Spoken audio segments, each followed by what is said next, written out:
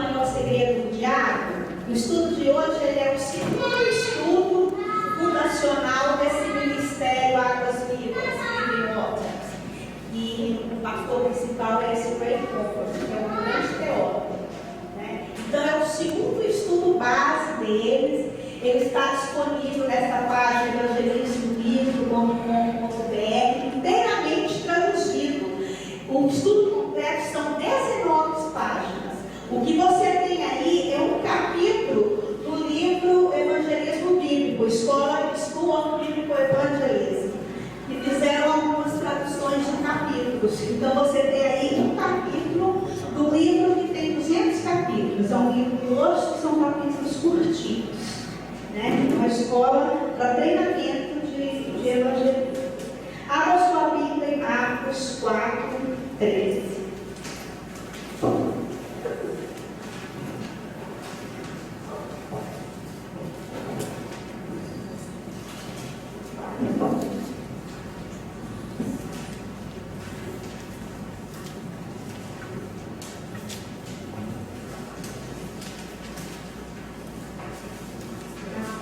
Fabiana, acabou.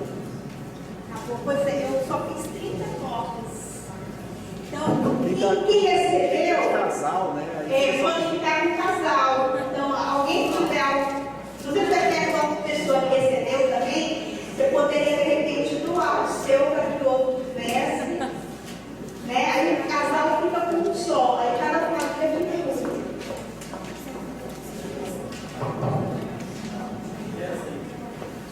Aleluia, meu Deus. O Senhor multiplicou o povo, Jesus. Você quer Deus? Aleluia! Marcos 4:13 e 20. Verdadeiras e falsas conversões. É o título do estudo de hoje.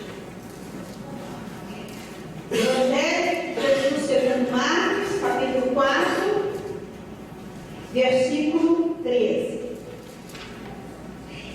E disse: não percebeis esta parábola? Como, pois, entendereis as outras parábolas?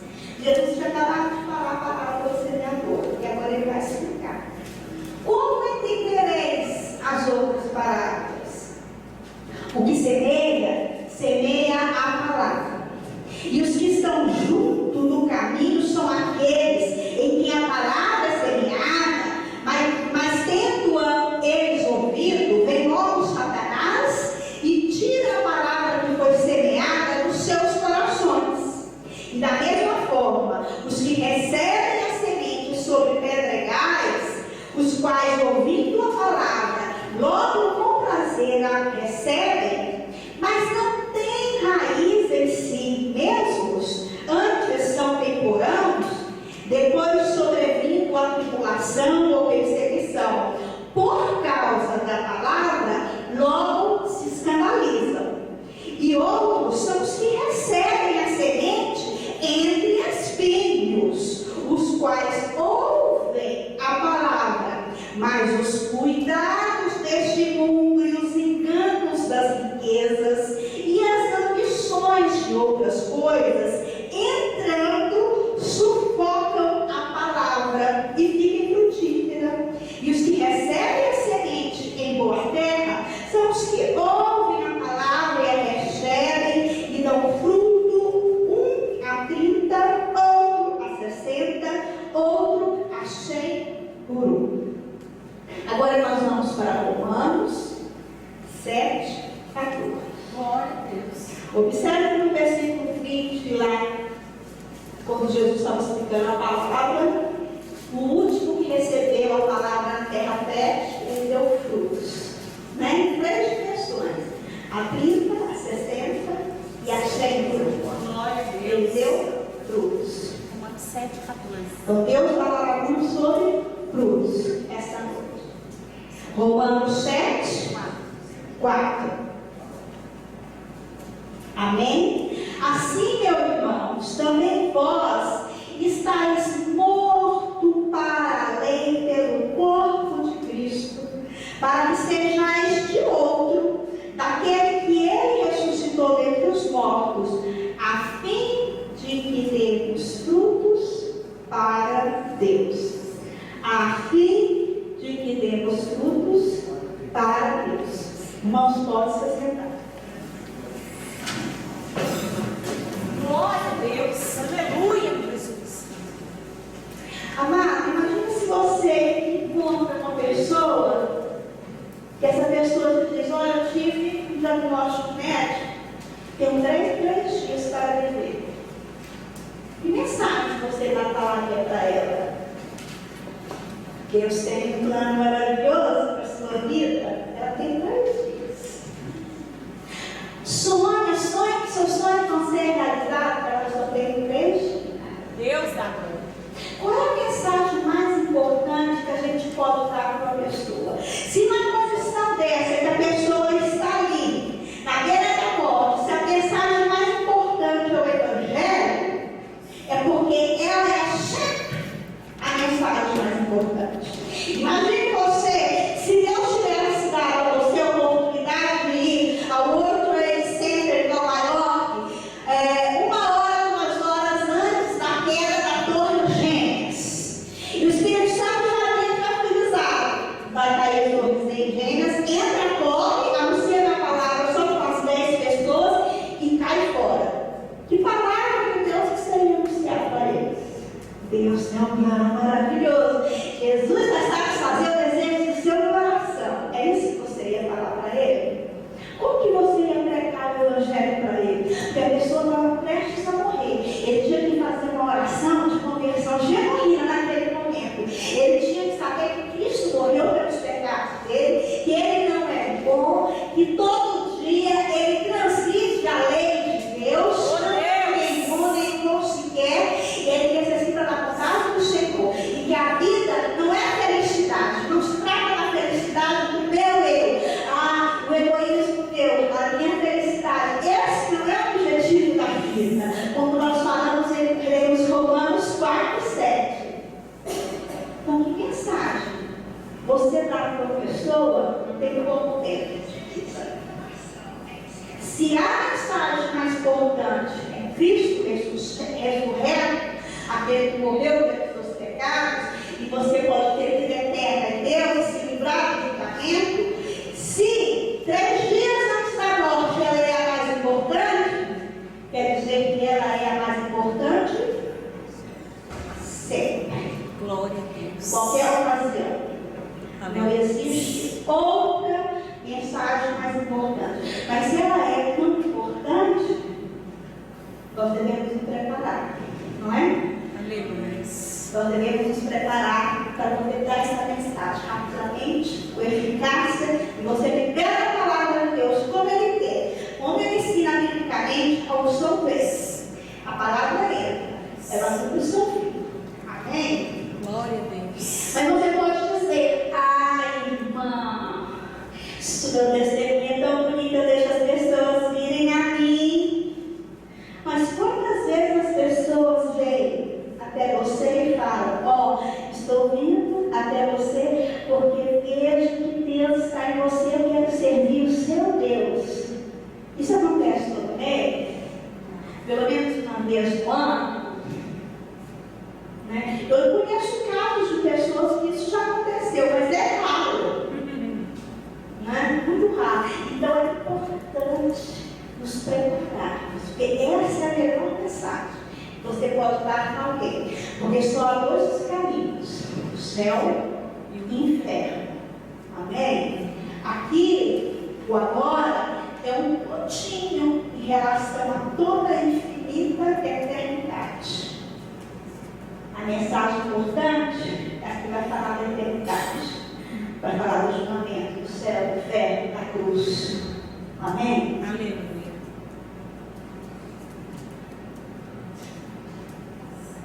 Oh, Jesus. Amém. Nós vamos ver o vídeo agora. Ele é inspirado, de certa forma, na parábola do rico e do Lázaro. Um amigo se encontra no inferno. A vida toda ele foi amigo de um crente nunca pregou para ele. Oh, Deus. O rico encontrava com Lázaro.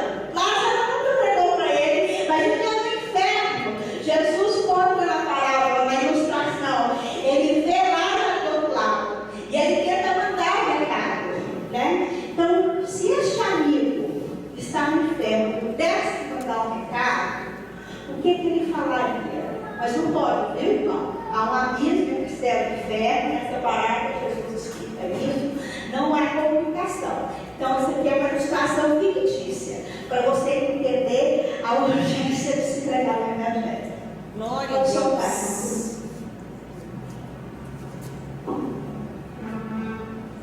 Ô, glórias. Fala mesmo, meu Deus.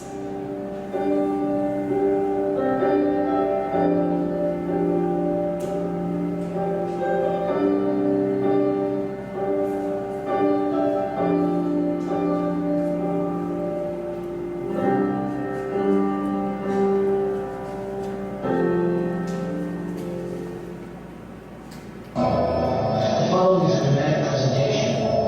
It was written by a fictitious high school student named Josh to a friend named Zach. Although Zach had every opportunity to tell Josh about Jesus, he didn't. They were best friends. They played soccer together, they went to classes together, they partied together, they shared their lives with each other. But there was one thing Zach held back from Josh: his personal relationship with Jesus Christ. The rest of the story is simple and sad. A few too many beers, a tragic drive home, a crash, a death, a funeral, a letter. Here is that letter in its entirety. A letter from hell.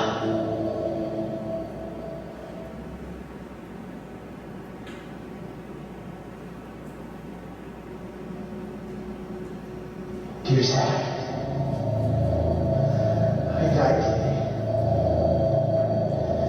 It's a lot different than I expected.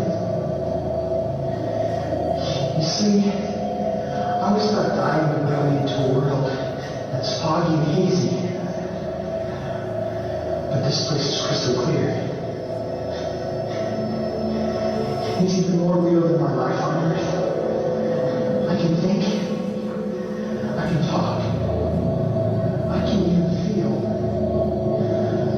Right after the break, I can feel my spirit leaving my body. It was the weirdest thing, Zach. I thought I heard you screaming out to me, man. I must have just imagined things. At first, I was just standing in line, getting registered, I guess. They asked me for my name. I began to look. This thing they call the Book of Life. I guess they couldn't find it though, because this huge angel standing next to me grabbed me by the arm and started dragging me away. I was terrified. I had no idea what was going on. I asked the angel where he was taking me, but he didn't answer. So I asked him again. Finally, he told me that only those names were written in the Book of Life could enter heaven. And the rest would be condemned to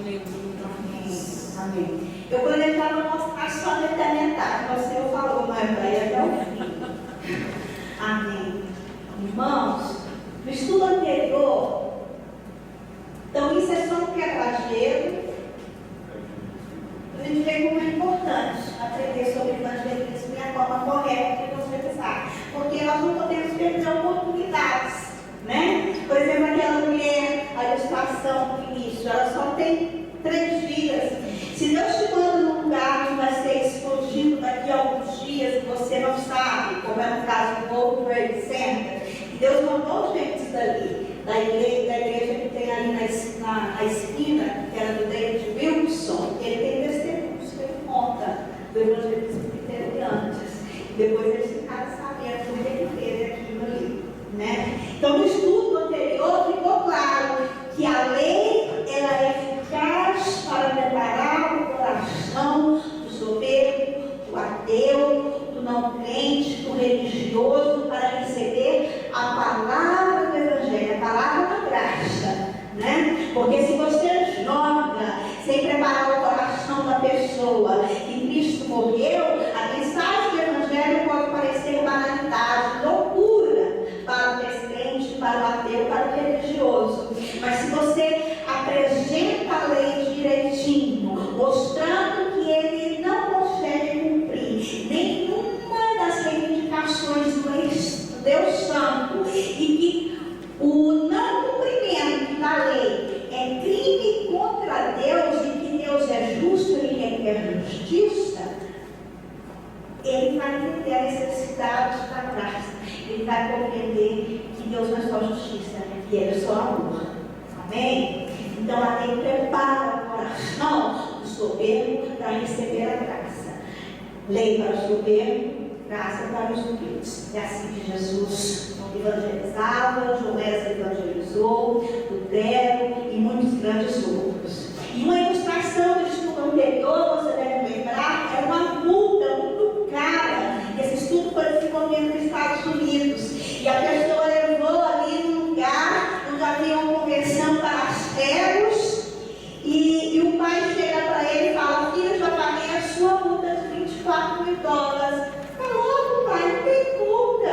Mas depois o pai explicou: não, olha, você veio uma alta velocidade, no lugar onde estava tendo uma conversão para cegos, e a sua inflação foi muito alta, então a multa é altíssima. Como que você vai pagar agora essa penalidade?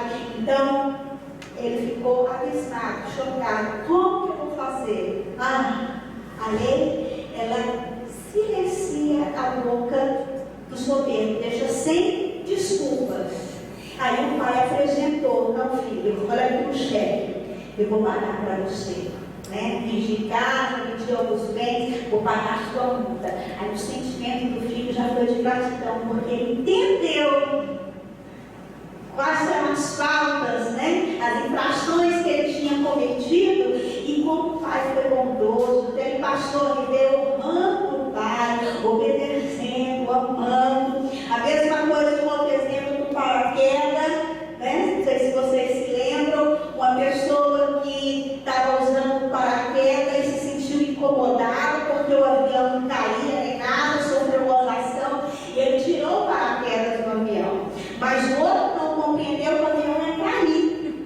E ele não tirou o paraquedas de jeito nenhum.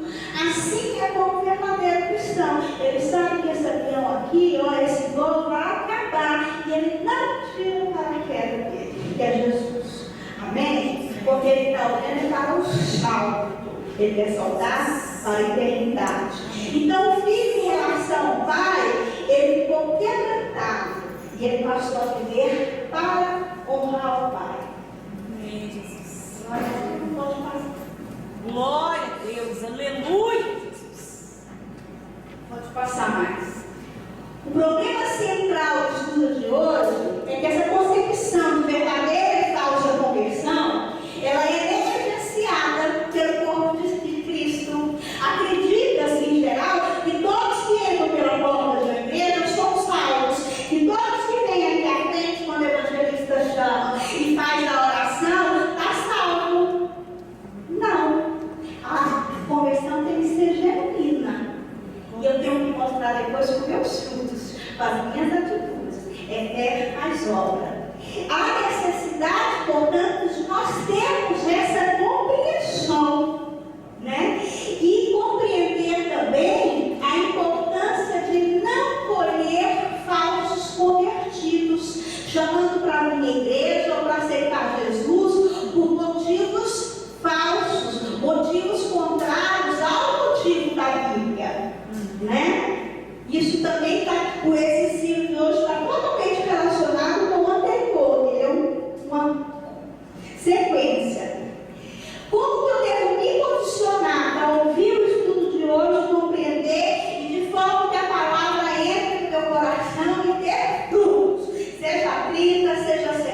90 ou seja 100. Posicionar, querendo aplicar, que você vai estar ouvindo aqui. Posicione-se como se você estivesse no dia do julgamento. O Senhor vai olhar as suas obras. O que você falou de Jesus para pessoas? Como você tentou levar as pessoas para Cristo?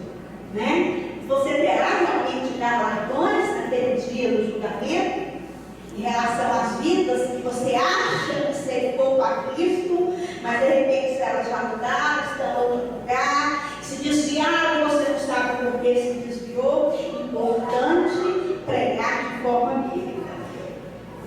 Ouve-se muito no dia de hoje a seguinte frase: já fui crente, sei que é tudo bobagem, abri meus olhos. Né? Tem ex-crentes que vão no Jô Soares, com esses programas da televisão, e falam, orando em línguas lá, contam os mistérios, o Deus e ridicularizam. Né? Irmão, carisma não é caráter. Glória a Deus. Na igreja pode ter gente sapateando, Deus pode ter entregado o dom, mas Deus ainda está trabalhando no caráter da pessoa. A pessoa não está achando ainda, tanto que o Senhor ainda não levou. Glória a Deus. Então, ser crente é arrepender todo dia. É todo dia você olhar os 10 mandamentos e falar assim: sou culpado, perdoa-me, Senhor. É ser humilde, todo dia, em todo momento. Não basta fazer aquela oração que você fez há 10 anos, há 5 anos. Aceita Jesus como seu Senhor e Salvador. É todo dia, é todo dia. É o processo. Amém?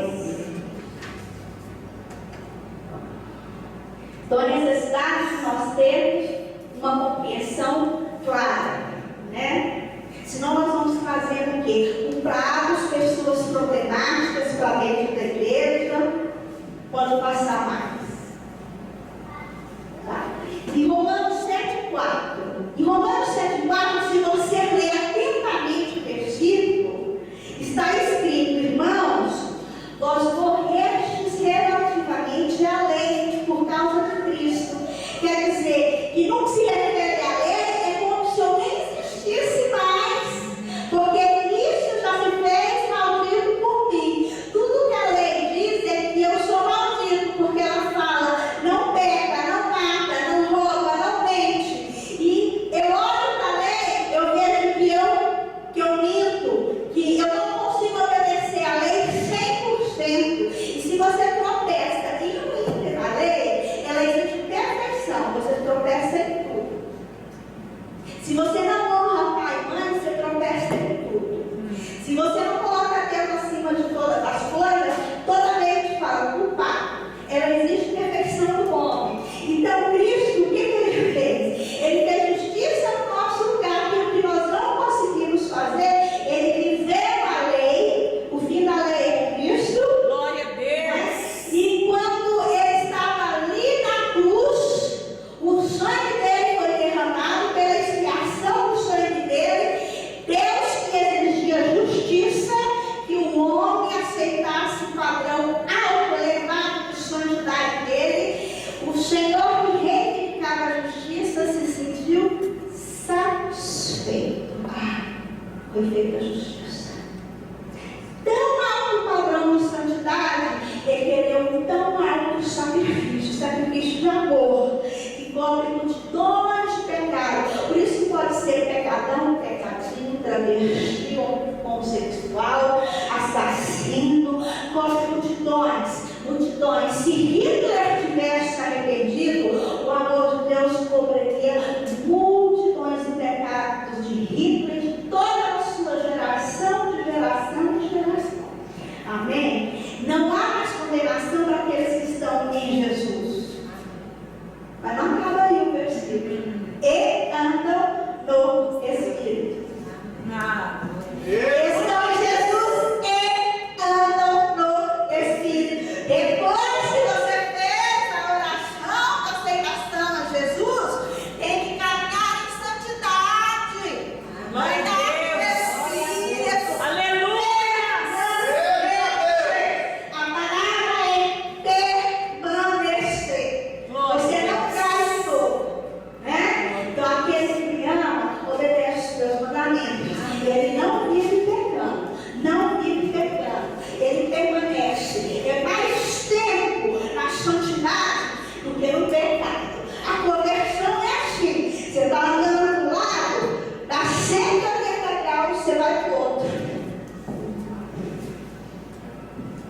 Amém. Então, para pertencermos quem a Deus, a gente deixa de pertencer a mundo, as coisas do mundo, e passamos a dar frutos para Ele. E nossos frutos eles são manifestos a todos. Pode passar. O verdadeiro crente e seus frutos é um novo estilo de vida. Jesus diz: eu sou a videira verdadeira, nós os ramos. Aquele que habita em mim e eu nele, ele dá frutos. Não tem como o verdadeiro crente dar frutos. Então, como você insiste no verdadeiro crente, vou explicar, vamos explicar. Colossenses 1 fala: o evangelho gera frutos do crente. Pode passar, então, Amém, Jesus. A Bíblia fala de frutos do arrependimento, a Bíblia fala de frutos de boas obras, a Bíblia fala de frutos de ações de graça dos lábios daquele que confessa o nome de Jesus, né? Fala do fruto do Espírito, ou é um fruto só, mas ele vem acompanhado de várias qualidades. É um fruto só, tem gente que pensa que são os frutos do Espírito, é o fruto. Fala do fruto da justiça, da retidão. Pode passar, então, fruto. O fruto do arrependimento, Zaqueu. Roubava, devolveu, foi 4 vezes mais, pastor? Tudo que havia roubado, devolveu. É assim: eu roubei na sexta, virei cristão no domingo e devolvi o que roubei na segunda e ainda peço perdão. É conversão. Glória a Você Deus. glória! Vamos mudar, então, outros frutos. Colossenses 1:10 vai dizer: a fim de vivermos de modo digno do Senhor, para o seu inteiro, 100%, total agrado, frutificando em toda boa obra e crescendo no pleno conhecimento da graça. João Wesley disse: faça todo o bem que puder, por todos os meios que puder, de todas as maneiras que puder, em todos os lugares que puder, para todas as pessoas que puder, por todo o tempo que puder. Assim as pessoas vão ver as suas boas obras e vão glorificar a Deus que está nos céus. Vão achar, os crentes a Deus, vão achar até que Deus existe. O seu Deus, que você protege. Oh, Deus, eu creio. Porque quando você não faz suas obras, ele está achando que o Deus do Espiritismo existe. Daquela mulher lá que é toda caridosa, que frequenta aquele centro e que ajuda, faz aquele tanto de caridade para ganhar salvação. Deus, 1 Pedro 2,15 fala: porque assim é a vontade de Deus, que nela praticamos, pela prática do bem, você faça calar, silenciar, emudecer, feche a boca dos insensatos. Eles não têm que falar: seu Deus é real. Porque você não tivesse pecado fazendo as coisas que eu falo, você fala essas coisas bonitas, tem essa unção, essa presença, e ainda fica fazendo bem para os outros, ó. Você vai silenciar a boca do ímpio. Diz a palavra de Deus. Na igreja do Rei Mogas, ele conta que resolveram fazer um tipo de evangelismo diferente. Tinha um irmão de uma plantação de horta e resolveram colocar verduras nas sacolas e colocar na frente das casas em volta da igreja, só com cartão. Nem falando que eles saíram do evangelho, cartão e convidando para ir para a igreja. Eles passaram a andar na rua e o povo a cumprimentar, abraçar. O Mateus falou, acredito até que seu Deus é verdade. Uma mulher chegou para ele e falou: faz 60 anos que eu moro aqui nesse bairro e nenhuma igreja nunca fez nada comigo. Então ele disse que ele via assim, essa transformação. glória a Deus, aleluia, Os Deus. frutos já são de graça, pode passar, irmão.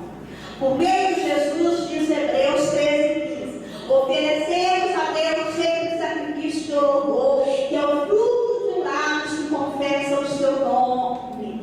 A gratidão limando na nossa alma, né? Então, irmão, não murmura, é sacrifício de louvor, é sacrifício de louvor. O fruto do Espírito, a sua vida deve mostrar que esse frutão, ele faz parte de você. Que você tem amor, alegria, paz, longanimidade, benignidade, bondade, fidelidade. E isso deve ser dominante. É coisa que você não tinha antes, que o mundo não tem, que seus amigos não têm, e que você tem agora, que cada vez mais em abundância. O seu agir predominante, ele é revelado mais pelo amor do que pelo ódio. E o ódio ele vai subindo cada dia mais, porque você tem que crescer em santidade. É predominância. Amém? Glória a Deus. Pode passar, hein? Aleluia, Jesus. A parábola do semeador, o que ela nos fala sobre a falsa e a verdadeira conversão? Quando Jesus começou a explicar a parábola, ele falou: parece que vocês não têm entendimento, né? Presta atenção, se vocês compreenderem essa parábola, compreenderão as outras. Quando Jesus começa uma parábola, ele quer ilustrar, ele fala: eis que. Irmãos, quando Jesus fala eis que na Bíblia, separa, vem um grande ensinamento. Eis que o semeador saiu a semear. E depois, quando ele destrincha a parábola, ele fala: ouça. Terminou, ele toca a trombeta. Ouça. O ouça de Jesus é como se ele estivesse tocando uma trombeta. Ouça. Glória a Deus. Ouça a minha palavra. Entende, anda. Seja como o homem que construiu a sua casa sobre a rocha. Ouça. Glória a Deus. Glória a Deus. Pode passar, irmão.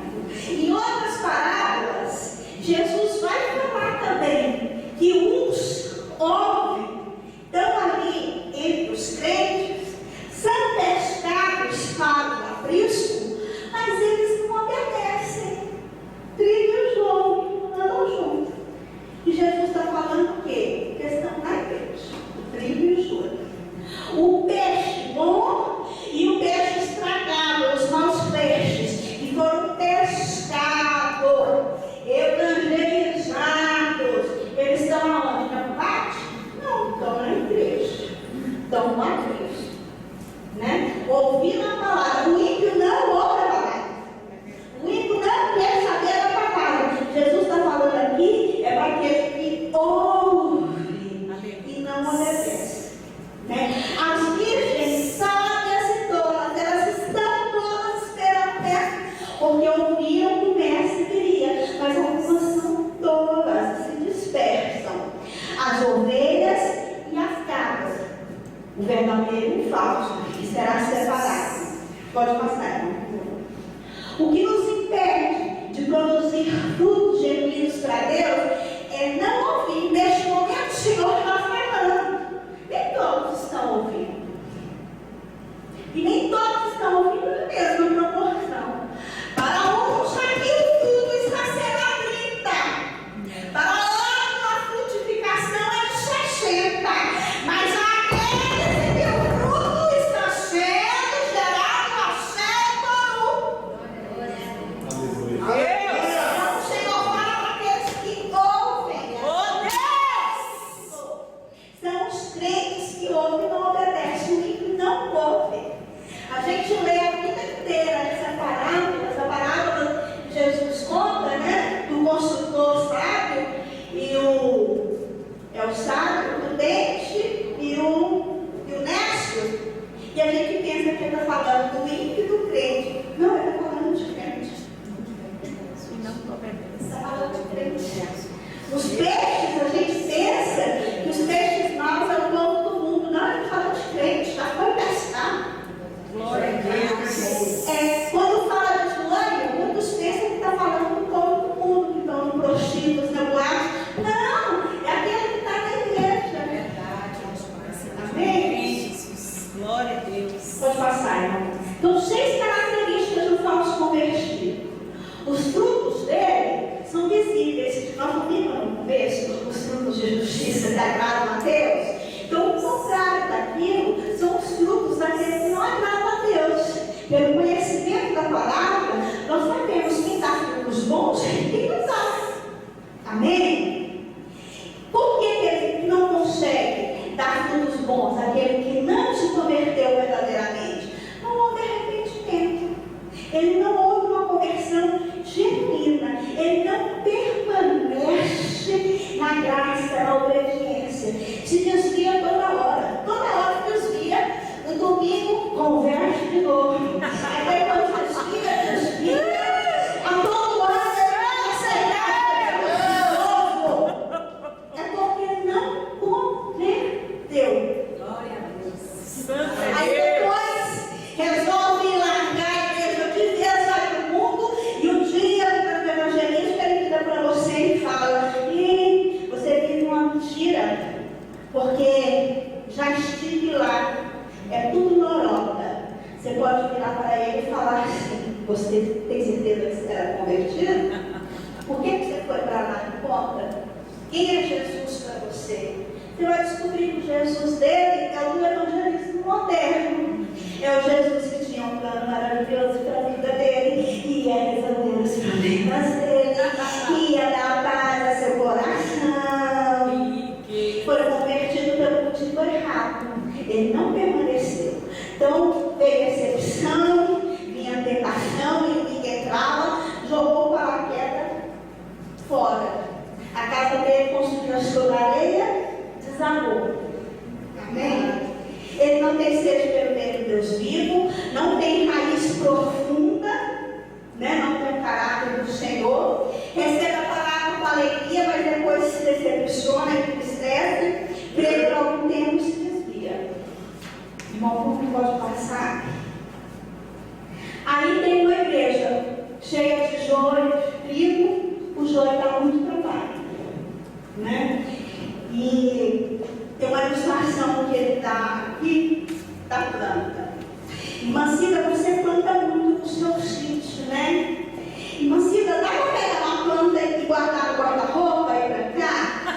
Jeito nenhum. Porque tem muitas igrejas, né? Somente essas que advogam o evangelismo moderno, o autor é muito crítico ao que fala de acompanhamento. Nem chega na igreja e se acompanha tudo que ele faz. Você fica, é um discipulado exagerado. Ele não tem liberdade para buscar a Deus, tem discipulado exagerado. Então, ele vai dar um exemplo aqui para depois ele lançar a crítica. A plantinha você não pode guardar. Ela precisa do vento, ela precisa do sol, para ela crescer, né? Então, crente, ele deve passar pelas provações. O crente precisa passar pelas provações, que vai produzir perseverança, esperança, vai gerar fé. O pastor vai cuidar sim, mas não vai sufocar, não vai colocar ele dentro do guarda-roupa. Não vai te levar para casa. Oh, Jesus! Senão ele vai te estragar. A plantinha vai morrer. Em miséria. Então Deus habita em você, Ele vai fazer a obra em você. O Espírito Santo que nós habita nos guiará todas as verdades e nos ensinará todas as coisas. Então ele faz crítica a esses acompanhamentos exorcísticos, né? E quando há arrependimento genuíno, o primeiro índice que você vê na pessoa, ele derrota a Bíblia. O grande acompanhamento que alguém pode ter é apagada. O novo convertido, eu sonho do ministro, tinha de fato convertido antes mesmo de falar com ele. Quando minha mãe falou, ele levou a Bíblia, eu falei: não converteu. Antes de ele acreditou. Entendeu? Então, essa é a característica número 1. Agora, aquele que você Qual é tem o segundo sinal que a pessoa converte? É no bolso. no bolso, Simone. Porque ela precisa ter fé para ser fiel, senão nem crente é. Sabe por quê? Porque na Bíblia fala que ladrão não é do reino dos céus. Então, como pode uma pessoa ser ladrão e ter intimidade com Deus? Não é verdade? É verdade. Então, esse excesso de acompanhamento, imagina você, uma pessoa que não gosta de ler, chata, não entende, está certo as coisas da vida espirituais, porque o Espírito Santo levou nela. Ela não fez uma oração sincera. Então, o irmãozinho tem que ir lá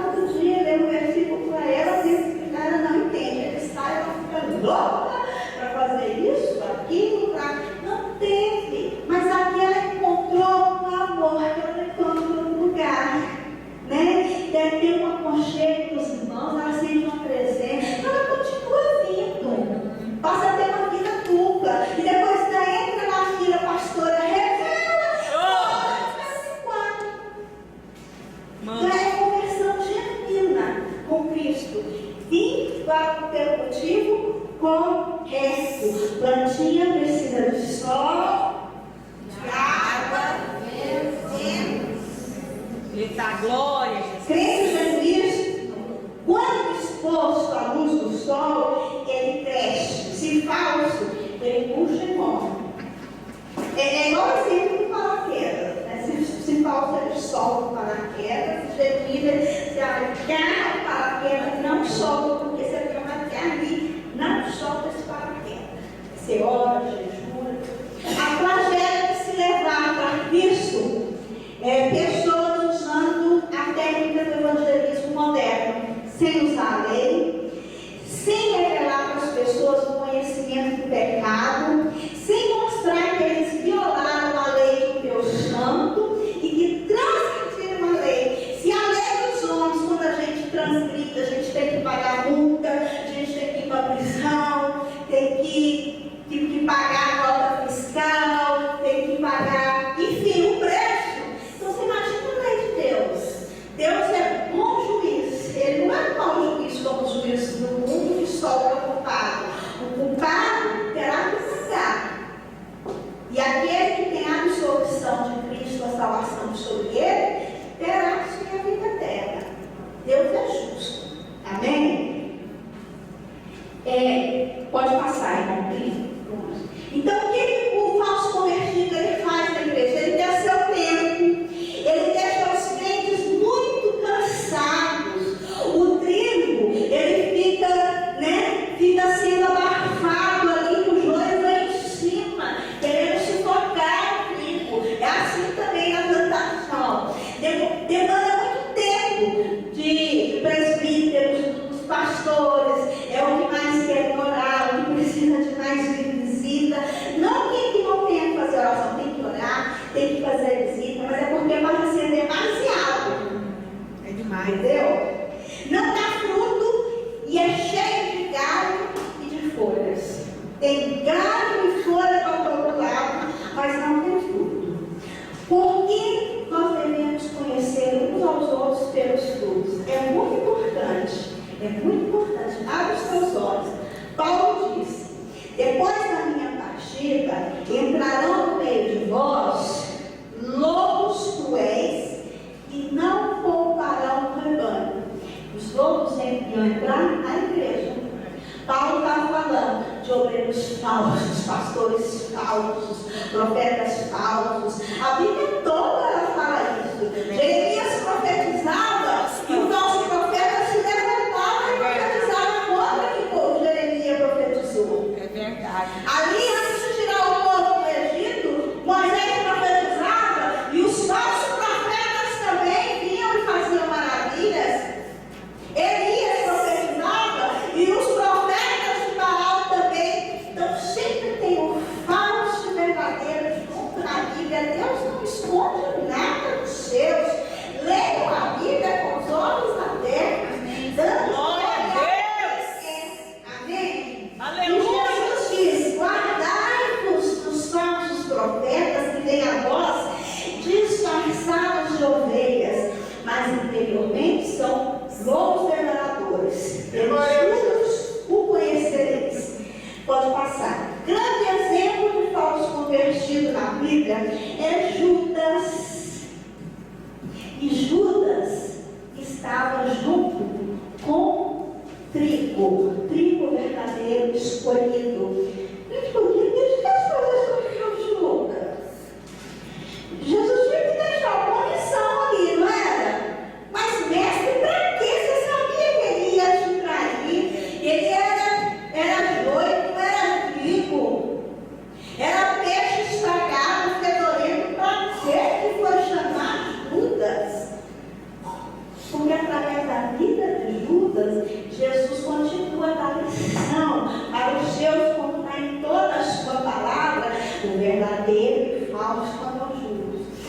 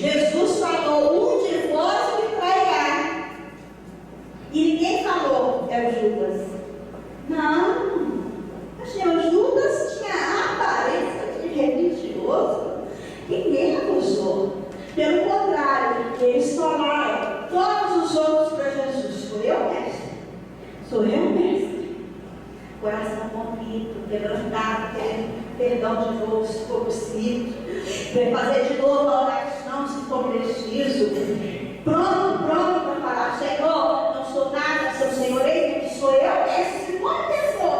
Judas não falou nada. Amém? Poucos do corpo de Cristo suspeitam de que estamos cercados de pessoas da categoria de Judas. Características de um crente convertido: como a palavra entende, tem a tristeza segundo o coração de Deus, né? E a tristeza dele gera arrependimento. Ele diz: ai de mim, estou perdido. Deus, tenha misericórdia de um pecador como eu. Se nós utilizarmos os 10 mandamentos um a um para explicarmos ao perdido que ele precisa de um Salvador, porque ele está violando, transgredindo as leis de Deus Santo, as pessoas vão dizer: ah, agora faz sentido, agora eu entendo. A mensagem da cruz, ela vai ser poder de Deus para a salvação. Ela não vai ser escândalo, motivo de chacota. Nós vamos ver agora, pode passar, uma parte do filme, que é uma prática do evangelismo bíblico, e que já acontece na metade deste filme, que é 180. É um filme que mostra o cristão deve se posicionar contra o aborto, porque o aborto é uma prova cabal de que um dos mandamentos do Senhor é violado. Não matarás, diz o Senhor. E o aborto é o quê? É matar. Então, durante o filme, ele começa o início do filme falando de Hitler, do Holocausto, aquele que matava ilegalmente, porque a lei da Alemanha naquela época instituiu o Holocausto como legal. Nos Estados Unidos, o aborto é legal. Então, ele vai fazendo a pergunta para as pessoas, de mostra falar, então, o Holocausto do aborto, você concorda? Né? Ele vai fazendo um paralelo com Hitler. Até que chega no ponto do filme em que ele começa a aplicar os 10 mandamentos, depois de ter usado a história da Alemanha. Então, nós vamos ver um pedaço que ele começa a aplicar os 10 mandamentos. Glória a Deus. Santo é o nome do Senhor.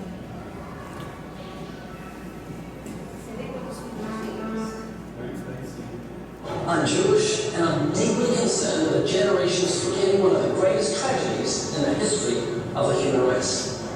Adolf Hitler sanctioned the murder of 11 million people, including 6 million Jews, through what's commonly called the Holocaust. In Germany, statues of Hitler were forbidden, and his Nazi salute was illegal. And in Austria, if you even deny the Holocaust took place, they'll throw you in jail. Germany still wants to keep alive the memory of that horror. It has mandatory Holocaust education for its children. This is because it's been widely said that those who forget history are destined to repeat it. Adolf Hitler, what do you know about him? He was what's it called?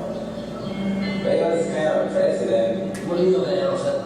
I really don't know anything about it. Have you heard of Adolf Hitler? No. You never heard of him? No. I vaguely remember him. Who's Adolf Hitler?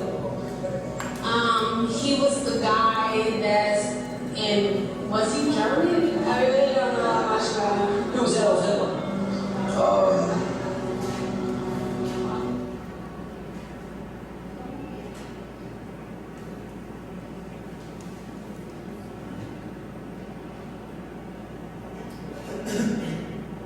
Nós vamos voltar no meio do filme, porque eu português.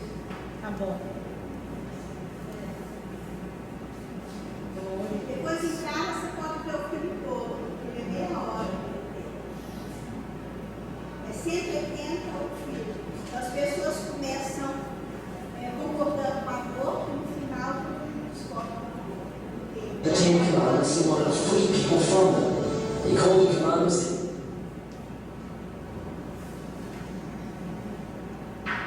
Amém, Jesus. cursed Mount Sinai and said that the God of the Bible was a tyrant who tells us to do the things we don't want to do. Clearly, Hitler didn't like the thought of just didn't fit into his hate-filled worldview. Although he's an extreme example, it's common practice to have a low moral standard when we free ourselves from the Ten Commandments or when we're unaware of their true meaning.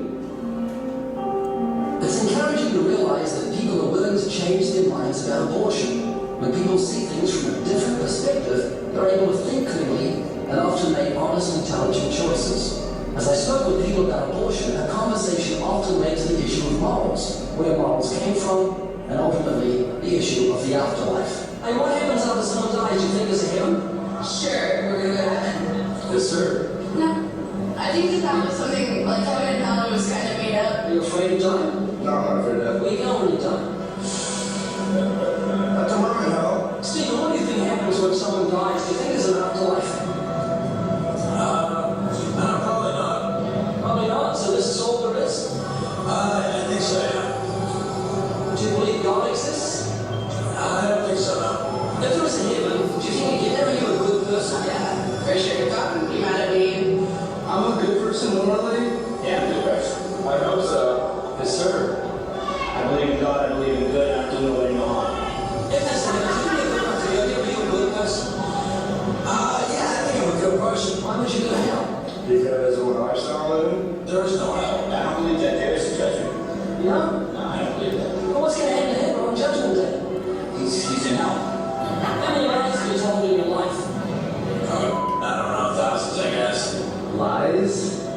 Lies? Too many to count. Oh, countless. What do you call someone who tells countless lies?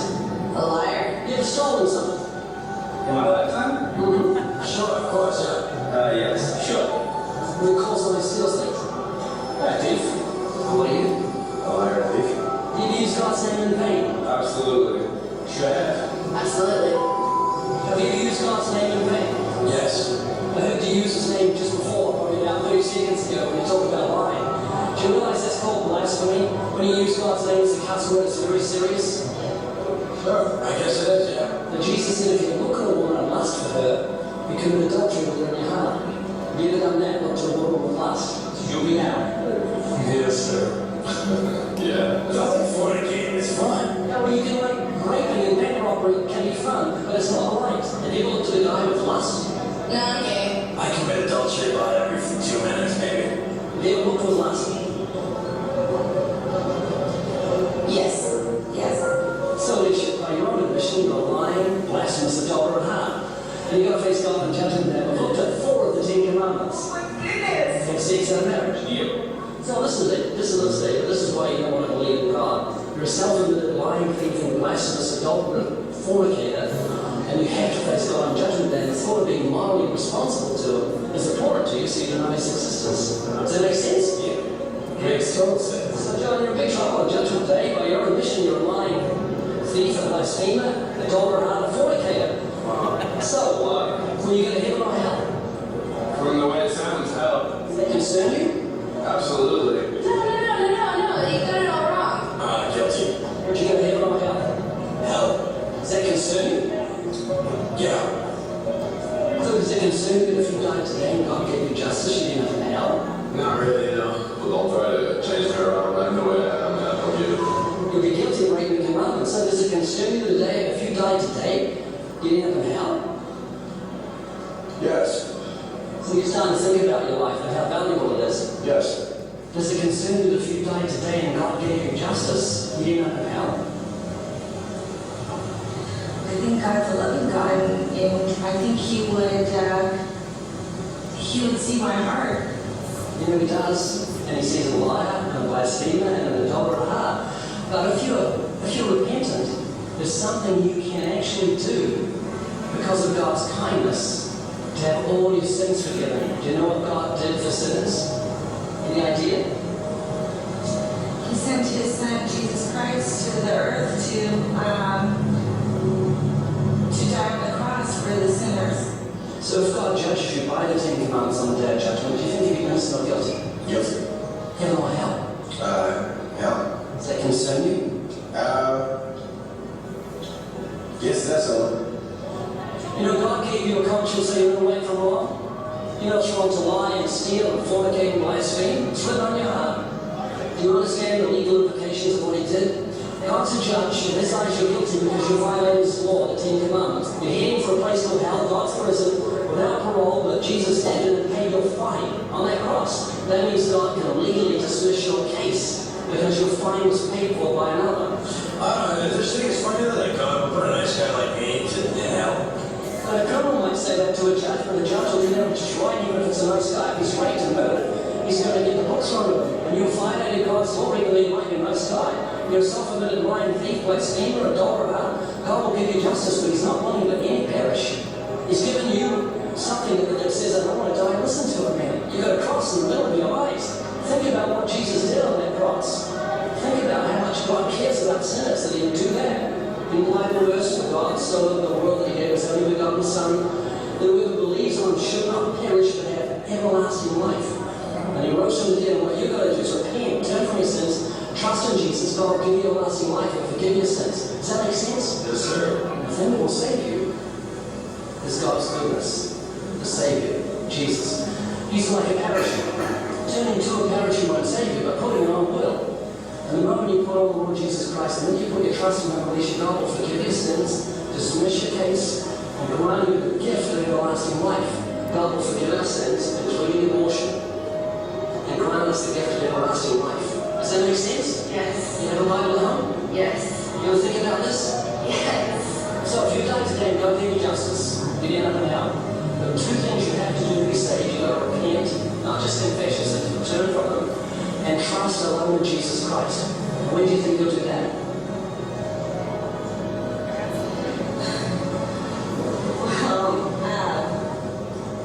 Probably as soon as possible. Wouldn't everybody? Do you have a Bible at home? Yeah, I got a Bible at home. Would you please think about this? Yeah, of course, sure. Shortly after the war ended, the American Glória a Deus. Amém. Amém.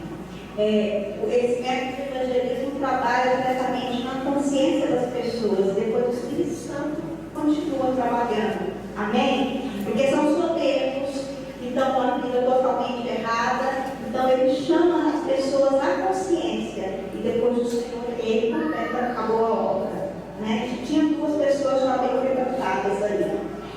Pode passar, irmão Rui. O evangelismo moderno ele tem levado milhões a Cristo. Nos Estados Unidos, a taxa de desvio, de desviados, ela é altíssima. E no Brasil, ela está crescendo. Os dados da Datafolha, como eu falei no ano anterior, uma pesquisa que foi feita em São Paulo, fala que uma igreja que hoje tem 200 pessoas, ela já poderia ter 700. Né? O que parece ser amor pelos perdidos é exatamente muito prejudicial a eles. Esses métodos de falar de forma banalizada da graça e do amor de Jesus. Né? Então, é uma forma de se produzir crentes que vão se desviar. É uma forma de se produzir desviados. Pessoas que depois vão estar contrárias ao Evangelho, vão falar, este milagre não funciona. É uma estratégia do próprio inimigo. A vitória é do príncipe das trevas. Então, evangelizar é da forma bíblica. Para o soberbo você não fala, Jesus é maravilhoso e morreu na cruz. Você tem que antes explicar, né? Para que a cruz se torne realmente maravilhosa. Você tem que explicar o que ele precisa da cruz, para que haja arrependimento. Passa para o último slide. Nós devemos nos encontrar em os verdadeiros convertidos. É muito importante nos arrepender todos os dias. Ter em mente que nós temos uma condição pecaminosa, que nós ainda habitamos um corpo mortal, corruptível, que nós precisamos do Senhor todos os dias. Em relação ao outro, nós precisamos ter cuidado de levar o verdadeiro Jesus, levar a graça para os humildes e a lei para os soberbos, né? De forma que ele aceita a ação salvadora do Senhor na sua vida. Essa é a aplicação que nós devemos ter. Você vai ter uma nota de $1 milhão. Essa nota de $1 milhão, coloca nela. É o poder evangelístico. É uma forma de você atrair as pessoas. Assim como a gente está fazendo com a água, esse ministério do tamanho de uma nota e é $1 milhão. Então eles vão para a rua, né? E você tem uma nota de $1 milhão e faz a pergunta: quando você vai morrer, você acha que você vai para onde? Para o céu ou para o inferno? Essa pergunta está com $1 milhão. Você quer responder? Eu te dou a nota. As pessoas ficam curiosas: deixa eu ver se é nota mesmo. Não, responde antes. E dentro da nota está os 10 mandamentos explicados. Isso que o Ray Comfort fez aqui no vídeo está explicado. Né? Você já olhou para uma mulher na Síria? Você já falou uma mentira? Quem fala mentira é o quê? Mentiroso. Então, ele abre os 10 mandamentos que você pode ler em casa. Amém? Então, vamos só fazer uma oração breve. Gostaria que você fechasse os seus olhos e falasse com o Senhor sobre a sua condição. Deus falou com você hoje. Existe marcas na sua vida que você deve converter ainda em algumas áreas, algumas ações. Você quer caminhar mais em santidade? Depois deste estudo, Deus falou com você, o Senhor mostrou áreas na sua vida. Você viu a importância de se evangelizar de forma bíblica? Amém. De forma que o evangelho não fique banalizado. Você não precisa ficar recebendo críticas, chacotas de amigos teus. Você pode começar a abrir o evangelho com calma. Você viu que o evangelista aqui, ele não agrediu ninguém, ele não perdeu paciência. Muitas das pessoas usavam palavrão, né?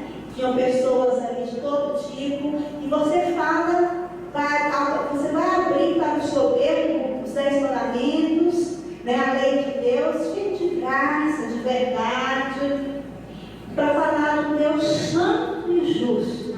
Esse Deus santo, depois você apresenta a graça, ela vai fazer sentido e não vão fazer mais chacota de você. Amém? Pai, fala com o Senhor agora. Pai, em nome de Jesus. Senhor, nós te louvamos pela tua palavra que nos ensina, Senhor, que nos exorta, que nos coloca no caminho. Seus filhos hoje, Senhor, escutaram a tua palavra. Pai, no Senhor, vamos pedir perdão. Vai, peça perdão para o Senhor neste momento, de coisas que você tem feito. Diga que você quer estar no caminho estreito, no caminho dele. Oh, Jesus, ajuda-nos, Senhor,